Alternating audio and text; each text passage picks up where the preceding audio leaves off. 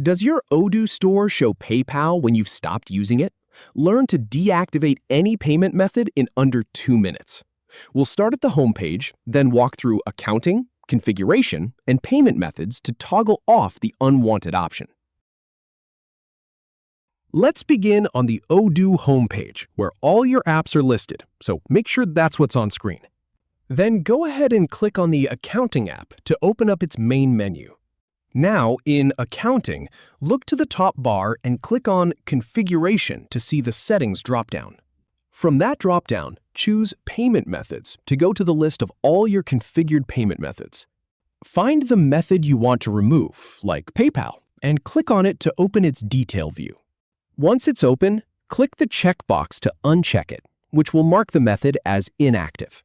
Finally, click the small Save button at the top left corner to apply the change. And that's all it takes to remove a payment method in Odoo. Thanks for watching. If you have any feedback, or if any info is inaccurate, please leave a comment below. We'll do our best to answer or redo the video if needed. Thanks for watching.